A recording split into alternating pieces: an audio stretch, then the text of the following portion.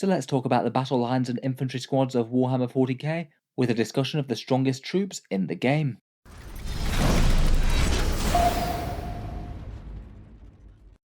Hello and welcome back to Auspex Tactics, where today I thought it would be fun to take a look at some of the strongest troops in the game, particularly with the Arcs of Omen potentially making them a bit more polarised, either very strong for some armies or very weak for others. Let's talk through a top 10 of the strongest troops choices in the game and why they are good at what they do.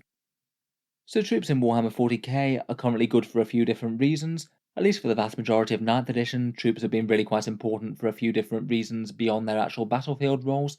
They get objectives secured for the most part, which means they're quite good for taking your primary objectives, and they're also very important for filling roles in detachment slots, things like battalions and patrols, which are the things that basically get you command points in 9th edition, or at least don't lose you them. It's meant that they can still be relevant even if the units themselves aren't maybe desperately exciting for the points cost that they bring, and I feel like at least at the moment there's a bunch of armies that kind of have troops as a bit of a tax that some armies might want to take, when otherwise they might be wanting to focus on elites if they didn't have to take them. Weirdly being maybe a little bit underpowered but still worth taking, which I think isn't actually the worst role for them. They're often there in an army for necessity, but perhaps the focus and excitement is more on the elites and heavy hitters and things. Besides that, often being cheap units with good synergy, they're often not too bad with being expendable threats and maybe punching up a little bit against more high value targets. But of course plenty of factions have troops that are just generally strong in their own right, they don't want to just take minimum amounts of, and they do appear quite a lot of competitive lists. This newfangled Arcs of Omen detachment that's coming in January looks like it's going to be changing this quite a bit though.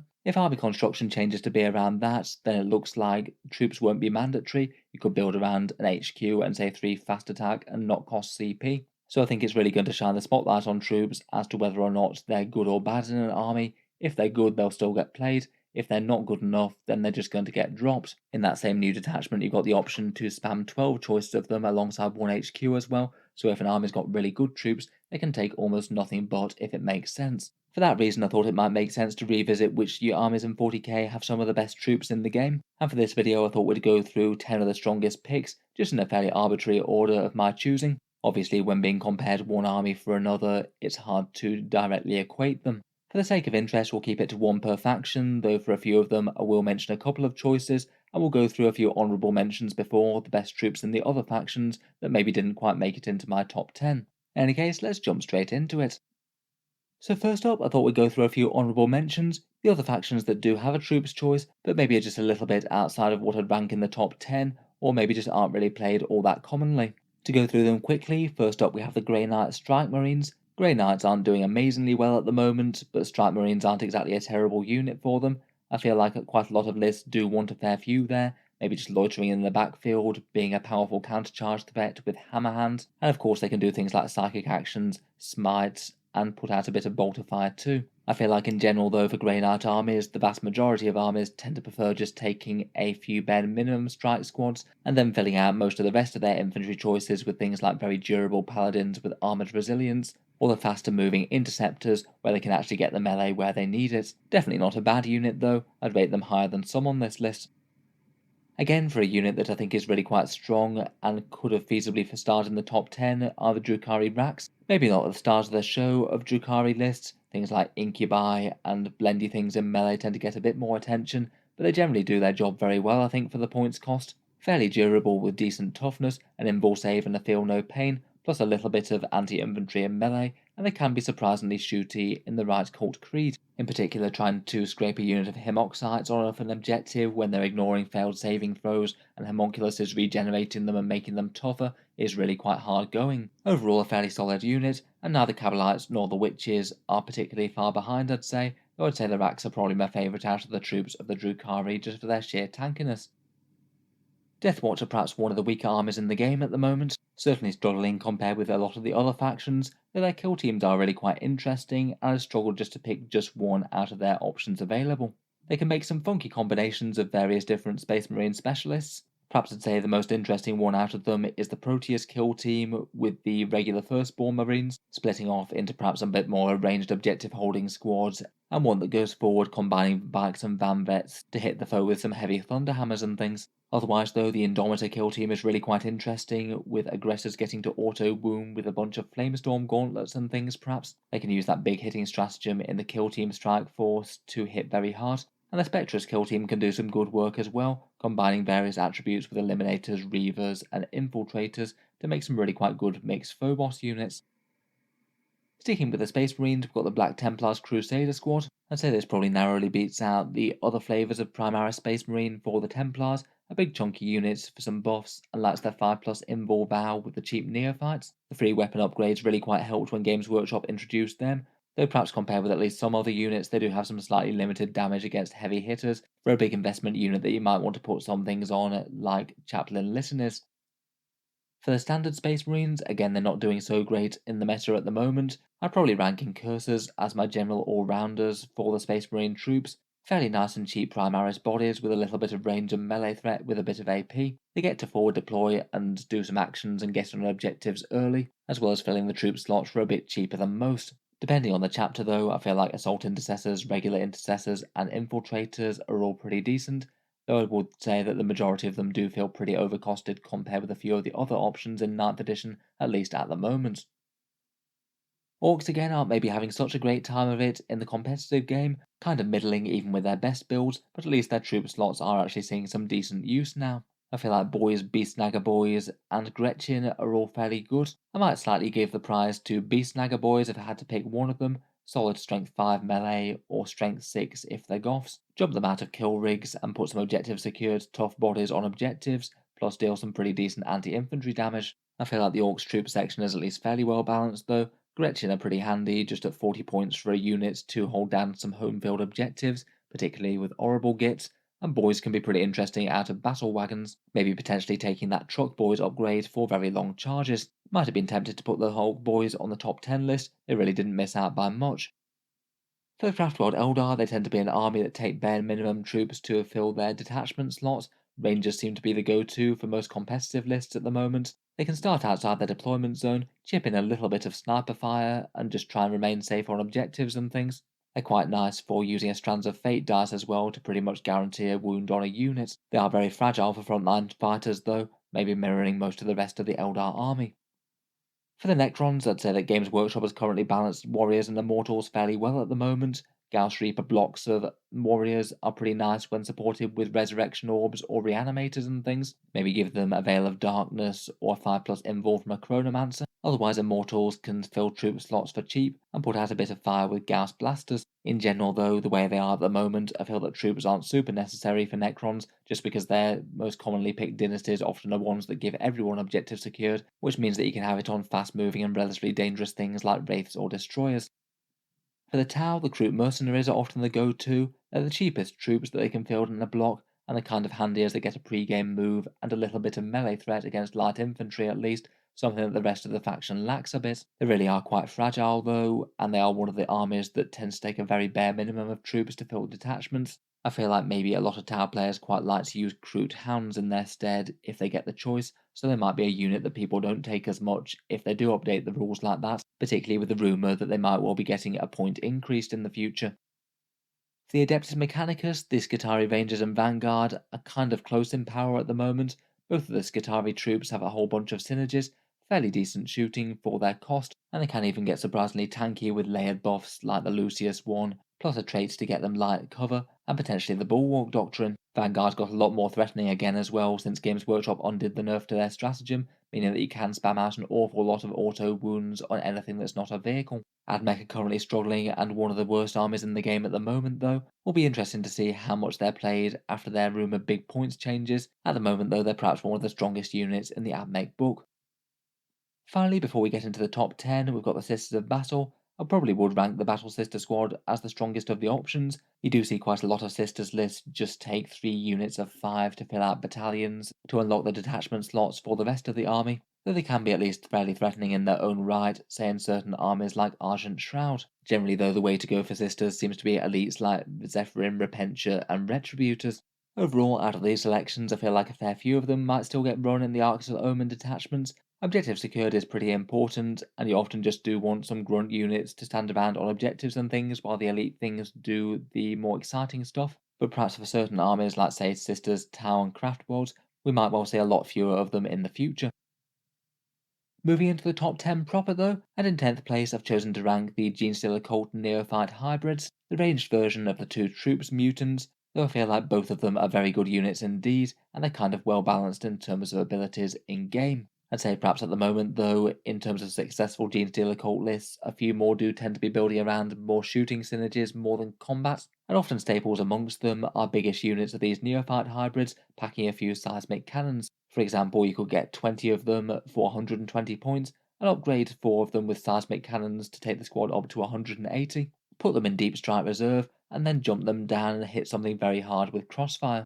The standard issue Neophytes will be blasting away with shotguns, 2 shots each at strength 4, AP 0 and damage 1, but the real things doing the work will be the seismic cannons, either long wave with a bit more anti-infantry volume fire at strength 4 and AP -1, or short wave with 3 shots at strength 6, AP 2 and damage 2, a pretty good generalist profile that really likes the crossfire rules. With crossfire, if you can get a marker on a unit and then have them exposed by positioning, the squad shooting stat lines, which are kind of okay to start with, get really quite good, hitting on 3s with a +1 to wound and also ignoring any cover that the enemy might have. It's really quite powerful. It's also hard to keep important stuff away from them as well, and can drop just outside of 6 inches of any enemy unit, and you also have the option to upgrade one unit to drop in just outside 3 inches of an enemy, which can also be pretty handy for doing shenanigans around objectives, potentially. They're quite commonly run in a custom Genestealer cult that gets industrial efficiency, so you get to ignore the penalty for moving and shooting with the seismic cannons, and there's plenty of decent upgrades within the Genestealer cult army to get their firepower just a little bit more savage,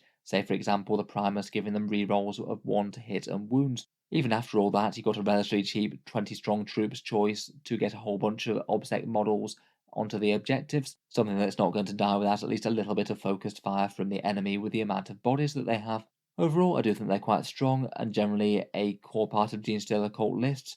Otherwise, though, I do admit the Acolyte hybrids are very good as well. Pop-up melee threats that can drop 8 inches away and charge, potentially being small enough units to do actions and things, and otherwise mess up the enemy with heavy rock weapons, AP -2 attacks, and they quite like Twisted Helix. You can even make them shooty as well with hand flamers, demolition charges, or jumping out of Goliath trucks. I feel like out of many armies, Genestealer cults are still going to be one of them that filled quite a lot of troops even after the changes.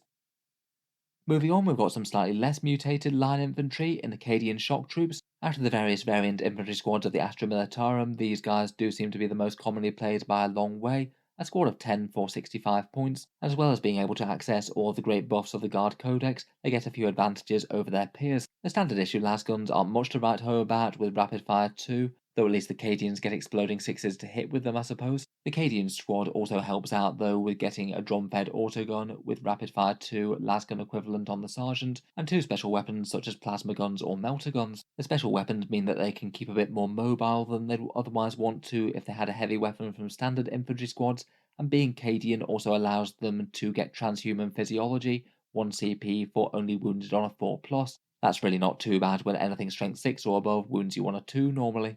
Overall, I would say that the actual stats of the Imperial Guardsmen aren't really all that much to write home about. We had similar sort of stat lines for them when they were around about 40 points at the start of 8th edition, but at least in the new Guard book they do have some very good buffs going for them. Flexible orders can give them big extra damage, defense, or firepower with things like take cover or take aim. Move, move, move can get them where they need to go, and you can get easy re-rolls with nearby commandants standards, or maybe that relic finial standards to ignore modifiers and feel no pains. They like born soldiers as well, which particularly combined with take aim for a bit of AP will have them stacking at least a little bit of damage on even the hardest targets, and they are kind of vital to the Imperial Guard army overall, being the grunts to die on objectives and potentially achieving other secondary objectives like boots on the ground, or just being the grunts to do things like raising banners. I'd say in general they likely want to be sacrificing themselves in waves to protect the heavy hitters behind them and keep some good presence on the objectives, potentially going for a bit of a counterpunch if the enemy gets a bit too aggressive, and they can actually be in a place to stack some damage. I feel like they're maybe not the main power of the Codex to be honest though. Things like Lehman Russes and Kazakin do the vast majority of the damage, but I think that they are pretty solid line infantry, probably more so because of the buffs they can get rather than their raw stat lines. Moving on, I've chosen to rank Hearthkyn Warriors 8th on the list for the Leagues of Votann. I feel like Hearthkyn Warriors are very much a love or hate choice for Votann players. Some people really seem to think they're awesome troops, where a lot of people say that they just take more bikes if they could. It seems that the majority of competitive leagues of Votann lists tend to build around just minimum 3 squads of them filling out a battalion, which kind of implies to me that they're not loved to the extent where leagues of Votann players would ideally field more if they could. But still, even if they aren't taken in droves, they are fairly effective. You get a squad of 10 of them with bolters for 120 points. You can upgrade to the Ion Blaster for a bit of AP-2 damage 2 goodness. And perhaps if you did want to give the squad some other upgrades, things like the Rail Rifle, Medipack and Comms Array are fairly staple choices. In total, they'd cost you an extra 30 points between the 3 upgrades. For their weapons, their Autok Bolter is Hunter 2, 2 shots at 24 inches, Strength 4, AP-1 and Damage 1. Really quite a nice one to have some volume fire with the Judgment tokens. You will stack a bunch of wounds even against the toughest stuff.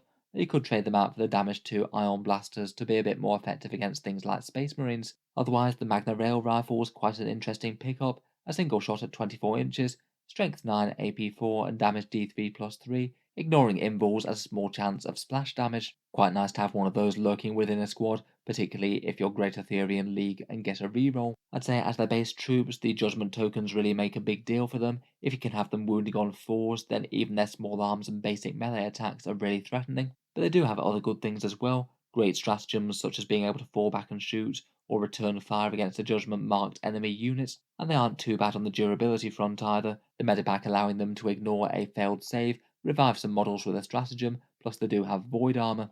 Otherwise, in terms of synergy, they can get some rerolls or invul saves from a friendly nearby Carl, and a bit of a toughness boost from the Grimnir with that fortify power if they want. They might be best targeting buffs at other slightly more threatening units, I suppose. Overall, I'd rate them as usable enough, and certainly with the raw power of Leaguers of Votann, I think they do deserve their place on the list. I'm not 100% convinced they're one of the absolute standout choices of the army, though. Moving on, and in 7th place, I've chosen to rank Custodian Guard here.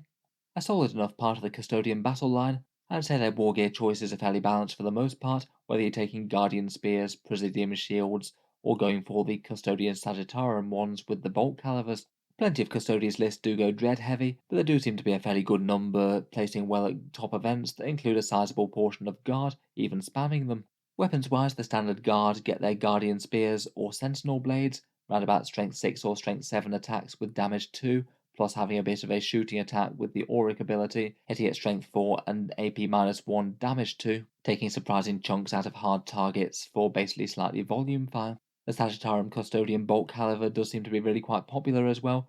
3 shots at 36 inches, Strength 5, AP-1 and damage 2, plus a sort of combi weapon attachment being able to be fired at Strength 5, AP-3 and damage 3. That one's particularly enjoyed by the Custodian shield host that allows you to ignore modifiers, as you can advance and fire both bits guilt-free. They also get their Misericordias for free as well, for an extra little dagger attack in melee. It makes even the Sagittarium Custodians not terrible in combat, even if it does mean that their attacks are damage 1. Toughness wise, they're not too bad. 3 wounds at toughness 5 with a 2+ save and a 4+ invul, and a 6 up against mortal wounds. Certainly don't hurt to have, say, a Vexilla giving them cover, whether it's dense or light. Otherwise, their objective secured encounters 2 models and are a bit better at protecting characters as well.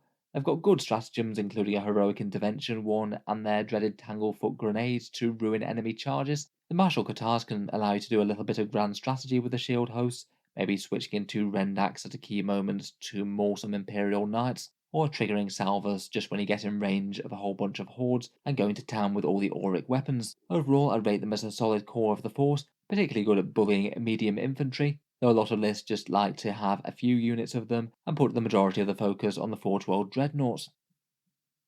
Moving on, and we're starting to get into some of the really big hitters in terms of Warhammer 40k troops, and we've got Death Guard Plague Marines, 21 points including war gear, and ever since their latest points update they've been one of the strongest Death Guard units around, remaining very tough with objectives secured, and of course big hitting melee. The squad's got a whole bunch of different war gear options.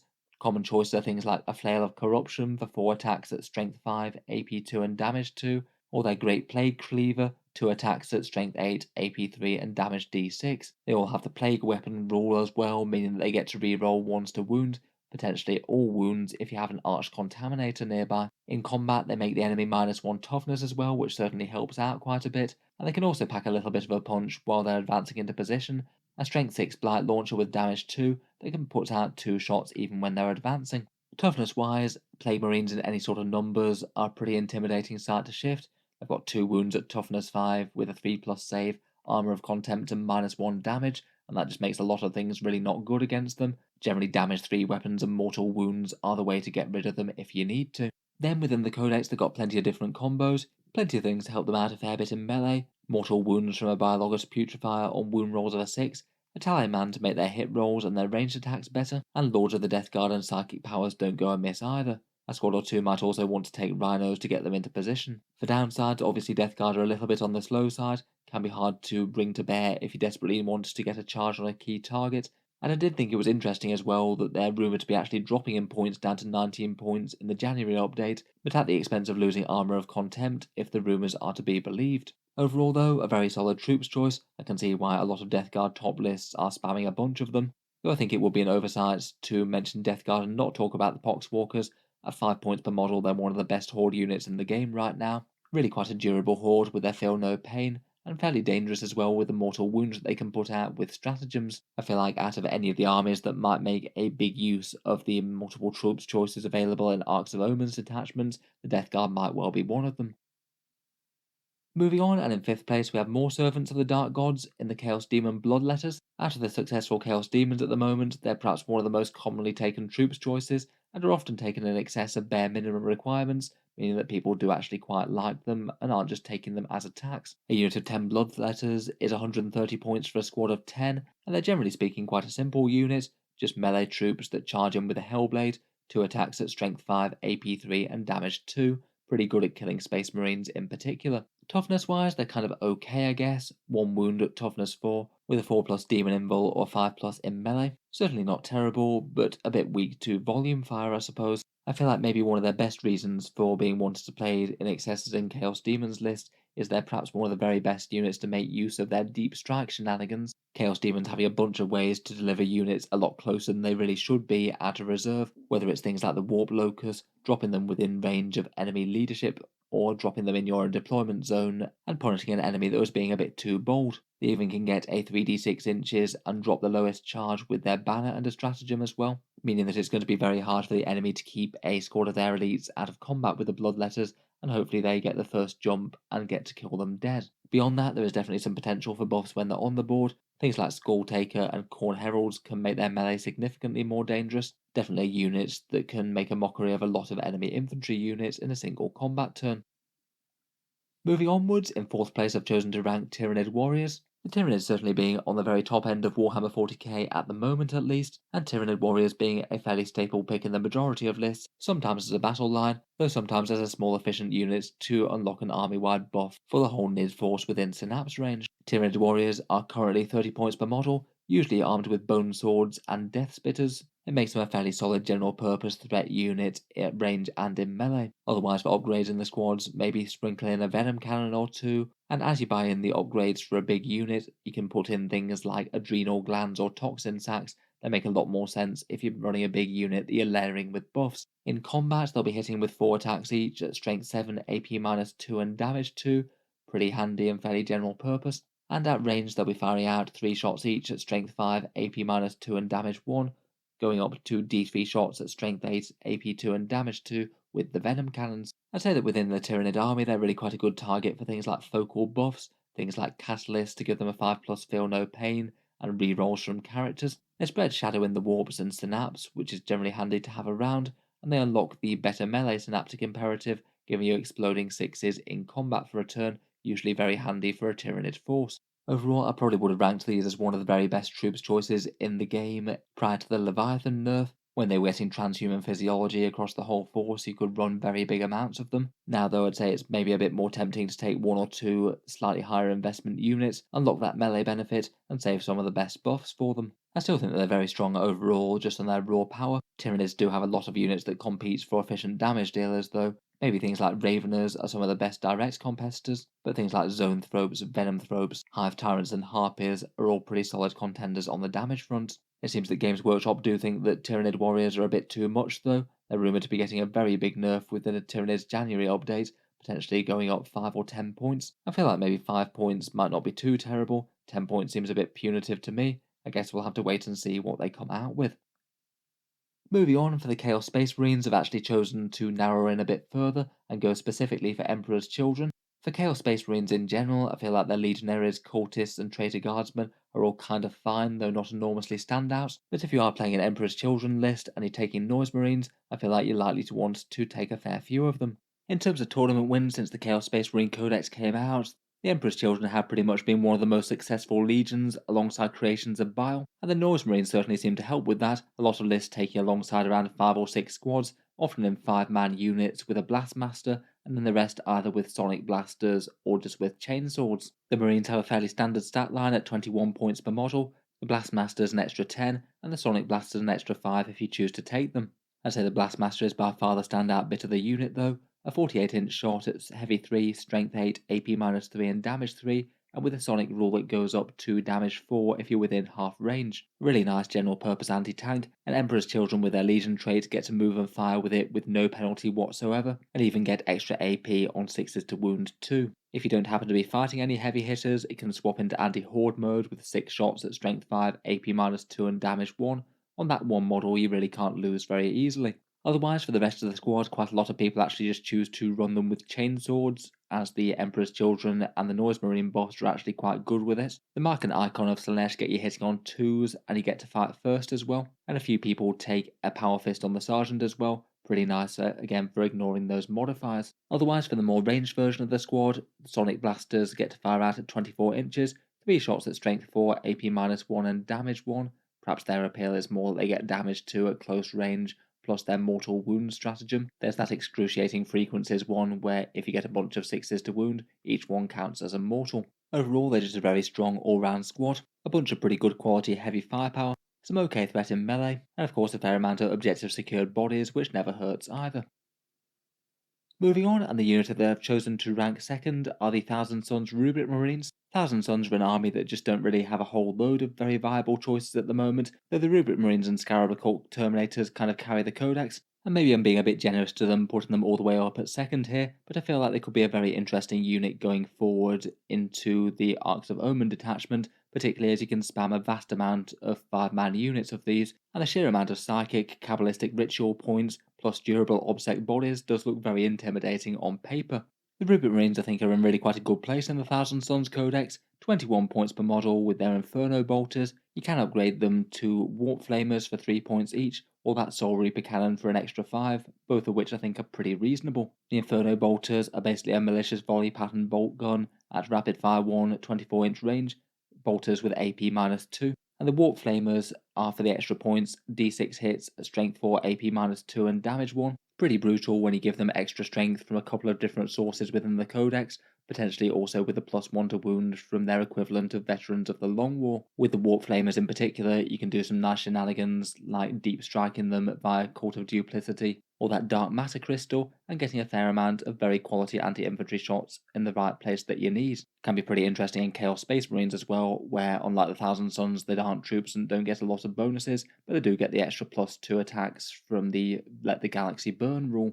Then that Soul Reaper Cannon I think is pretty solid for the extra 5 points, 5 shots at 24 inches, strength 6, AP 3 and damage 1, also ignoring penalties to move and shoot with their special rules. Kinda similar to the Death Guard, they are unusually tough as well, 2 wounds at toughness 4 and a 3+ save, but all is dust for an extra +1 against damage 1 attacks, meaning that light infantry fire really doesn't bother them too much, and then Armour of Contempt and a 5+ invul save to make them even more sturdy.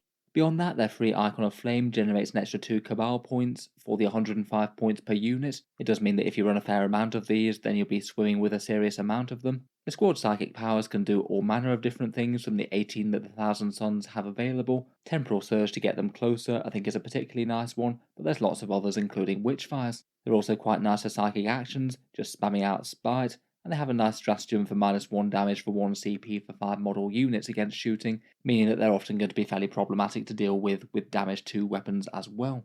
You can also use Risen Rubric on them to have them set up closer to the enemy if you want. Overall, they might not be the single strongest faction in Warhammer 40k, but I think that the Rubric Marines have a really solid place within the Thousand Sons list, and if the Scarab Occult Terminators are nerfed as the leaks were predicting, then I feel like they'll only take on more of a significance. Finally, and the choice that I've chosen to rank top this time around, are the Harlequin Troupes. Perhaps a hard choice not to pick as the top one, to be honest. Harlequins have been constantly around the top win rates in the entire game since their codex came out, and several of their army builds basically revolve around almost nothing but their standard troop units in Starweavers, bringing the pain with pistol fire and in combat.